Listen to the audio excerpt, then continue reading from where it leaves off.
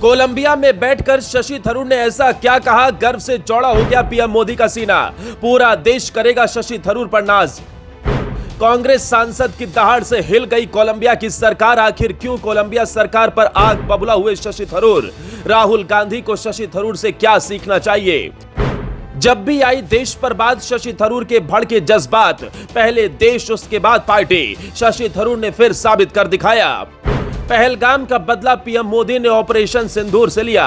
भारत की सेना ने पाकिस्तान में घुसकर जिस तरह से तबाही मचाई, वो पूरी दुनिया ने देखी।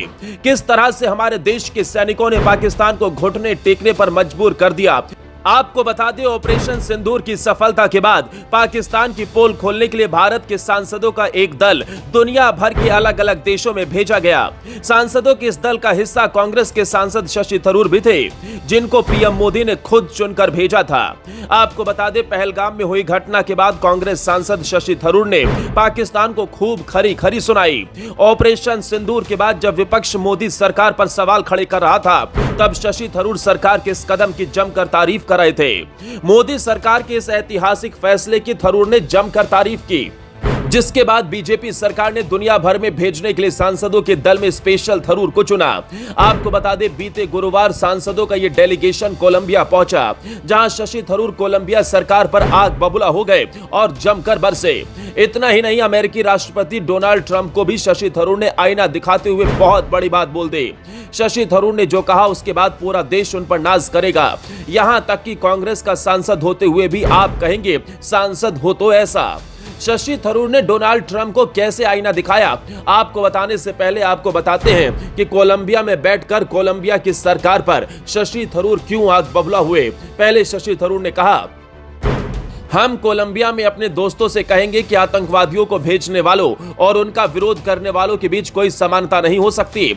हमला करने वालों और बचाव करने वालों के बीच कोई समानता नहीं हो सकती। हम केवल आत्मरक्षा के अपने अधिकार का प्रयोग कर रहे हैं, और अगर इस मुद्दे पर कोई गलतफहमी है तो हम ऐसी किसी भी गलतफहमी को दूर करने के लिए यहाँ हैं। हमारे पास बहुत ठोस सबूत हैं। वास्तव में जब ये आतंकवादी हमला हुआ तो इसका तुरंत दावा द रेजिस्टेंस फ्रंट नामक संगठन ने किया, जो पाकिस्तान के मुरिदके में लश्कर-ए-तैयबा बेस की एक इकाई है।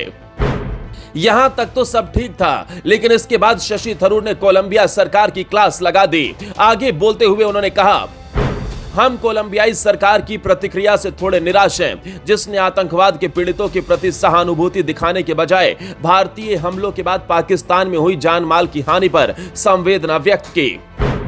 आपको बता दें कि 22 अप्रैल को हुए पहलगाम आतंकवादी हमले के बाद भारत ने ऑपरेशन सिंदूर लॉन्च किया। इसके बाद भारतीय सेना ने पाकिस्तान में 9 आतंकवादी ठिकानों पर हमला किया, जिसमें 100 से अधिक आतंकवादी मारे गए। इसके बाद पाकिस्तान ने भारत पर ड्रोन और मिसाइल हमला किया, जिसे भारतीय सेना और एयर डिफेंस सिस्टम ने हवा में ही गिरा दिया। इसके बाद जब भारतीय सेना ने पलटवार करना शुरू किया, जिसमें पाकिस्तान के कई एयरबेस तबाह हो गए, जिसके बाद पाकिस्तान घुटनों के बल आ गया। इसके बाद पाकिस्तान के डीजीएमओ ने भारत के डीजीएमओ से संपर्क करके सीज फायर का प्रस्ताव रखा। सीज फायर पर सहमति बन गई, लेकिन भारत सरकार ने साफ कर दिया कि आगे सिर्फ पाकिस्तान से पीओके और आतंकवाद के मुद्दे पर ही बात होगी। दरअसल भारत के सांसदों का यह डेलीगेशन आतंकवाद के मुद्दे पर दुनिया भर में पाकिस्तान की पोल खोल रहा है, ताकि पाकिस्तान को समर्थन न मिले। साथ ही पाकिस्तान को वापस FATF की ग्रे लिस्ट में डाला जाए, ताकि पाकिस्तान को फंड्स न मिले, और मिले भी तो उस पर संयुक्त राष्ट्र की निगरानी हो, ताकि पाकिस्तान आतंकवाद का सपोर्ट न कर सके। साथ ही आतंकवाद के मामले पर पाकिस्तान पर लगाम लगाई जा सके।